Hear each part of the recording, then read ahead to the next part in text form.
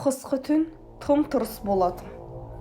Айсұлу мен оның інісі Әли шыршаларын безендіріп, жаңа жылға дайындалып жатыр. Әли шыршаға қарап, Аяз атаға арнап жазған хатында қыстырған.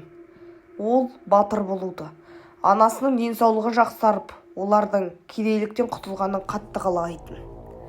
Түн жарымында барлық үйлер ұйқыға кеткенде, Әли шыршаның көзін ала алмай отырды.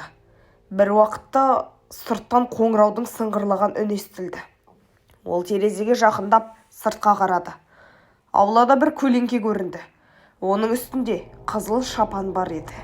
Әли есікке қарай жүгіріп сыртқа шықты. «Аяз ата?» деп баяу сұрады ол. Қызыл шапанды көлеңке бұрылып, үнсіз оған қарады. Бұл кәдімгі Аяз ата сияқты еді. Бірақ жүзінен бір суықтық білінді. Оның қасында үлкен қап болды. «Мен сенің хатыңды оқыдым, балақай», деді ол салқын дауыспен. «Сен батыр болғың келеді, солай ма?» «Иә, бірақ мен анамды сауықтырғым келеді. Біздің бақытты болғанымызды қалаймын». Көлеңке күлімсіреді, бірақ оның күлкісі мейірімсіз әрі суық болатын. «Бәрін ала аласың, бірақ батыр болудың жолы оңай емес. Сыйлығыңды алғың келсе, менімен жүр». Әли ойланбастан келісті. Олар орманға қарай бет алды. Қардың үстімен қадам басқанда, қараңғы ағаштардың арасынан сыбдырлар мен қорқынышты дыбыстар естіліп жатты. Орман іші мұздай суық еді. Әлидің бойын үрей биледі, бірақ ол тоқтамады. Бір кезде Аяз ата тоқтап, Әлиге үлкен қара қоңырау берді.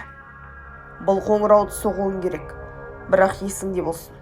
Әр соққан сайын сенің қалауың үшін төленетін құн арта түседі».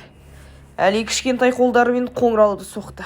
Бірінші рет қоңырау сыңғыр еткенде орман іші дүр сілкініп, алыстан анасын шақырғандай әлсіз дауыстар естілді. Екінші рет соққанда ағаштардың арасынан құбыжықтар пайда болып, Әлидің жан-жағынан қоршады. Ол қатты қорықты.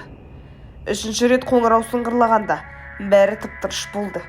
Бірақ сол сәтте Аяз ата Әлидің алдына еңкейіп: «Сыйлықтың құны төленді, балағай. Енді өз қалауыңды орындау үшін өзіңді құрбан етуің керек». Неге?» деп дірілдеді Әли. «Сен өз өміріңді бермейінше, анаңның денсаулығы түзелмейді, ал отбасың бақытты болмайды. Батыр болу осындай». Әлидің көзі жасқа толды. Ол анасын, әпкесін, өз үйін есіне алды. Бірақ оның жүрегі ауырса да, ол батылын шешім қабылдады. «Егер анам сау болып, бақытты өмір сүретін болса, мен бұған дайынмын», деді ол көз жасы сүртіп. Аяз ата күлімсіреп басын изеді. «Жарайсың, балақай, бірақ сенің құрбандығыңды ешкім білмейтін болады». Сол сәтте Әли орманның қараңғысына еніп жоғалып кетті. Таңертең Айсұлу оянып, шыршаның түбінде үлкен қапты көрді. Қаптың ішінде ойыншықтар, азық-түлік, ал анасы өзін жеңіл әрі сау сезініп оянды. Бірақ Әли үйде жоқ болды. Айсұлу терезеге қарап, қарды ағасының іздерін көрді. Бірақ ол іздер орманға апарып, сол жерден үзіліп қалған болады.